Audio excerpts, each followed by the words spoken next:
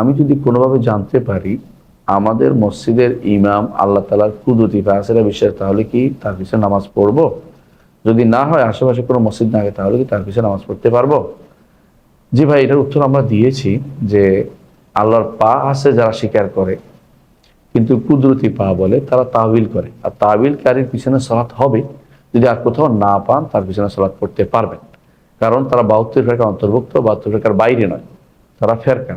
এদের আশারি মাতুরিদিরা ফেরকা, তারা 72 ফেরকা বাইরে নয়, কিন্তু ফেরকা তারা, অর্থাৎ তারা কাফের হয়ে যায়নি, কিন্তু তারা ফেরকার ভিতরে অন্তর্ভুক্ত, ফেরকার অন্তর্ভুক্ত, যাদের ব্যাপারে রাসূলুল্লাহ সাল্লাল্লাহু আলাইহি ওয়াসাল্লাম বলেছেন কুল্লুহা ফিন্নার ইল্লা ওয়াহিদা, সবগুলি জাহান্নামে যাবে, একটি ব্যতীত। একটি হচ্ছে আহলুস সুন্নাহ ওয়াল জামাআহ, আর বাকি সবগুলি জাহান্নামে যাওয়ার জন্য ওয়াইদ প্রাপ্ত, ধমকি প্রাপ্ত। বিভিন্ন কারণে হয়তো জাহান্নামে নাও যেতে পারে, আল্লাহ তাআলা তার ক্ষমা করবেন, বিভিন্ন কারণে আমল ভালো হওয়ার কারণে ভুলগুলা ক্ষমা করবেন, কিন্তু জাহান্নামে যাওয়ার জন্য তাদের ওয়াইদ প্রাপ্ত যেহেতু, এই জন্য তারা অবশ্যই এরা আর বাতিল এবং তারা পথভ্রষ্ট, এবং তবে তারা কাফের আমরা বলি না।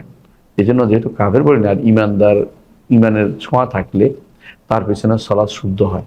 এই জন্য ইমাম আহমদ ইবনে হাম্বল রহমতুল্লাহ আলাইহির সময় তারা সালাত পড়তে নিষেধ করতেন জাহমিয়াদের পিছনে, কিন্তু যারা তাবিল করতো তাদের পিছনে কেউ সালাত আদায় করতে নিষেধ করতেন। কুল্লাবিয়াতের পিছনে সালাত করতে নিষেধ করেন নাই, তাদের সাথে বসতে নিষেধ করেছেন। আপনি যদি পারেন সেখানে বা অন্য কোথাও ভালো পড়তে পারেন, তাহলে অবশ্যই তাদের সাথে ভালো জায়গায় চলে যাবেন। হিজরত করাটা গুরুত্বপূর্ণ জায়গা, এটা মনে রাখবেন।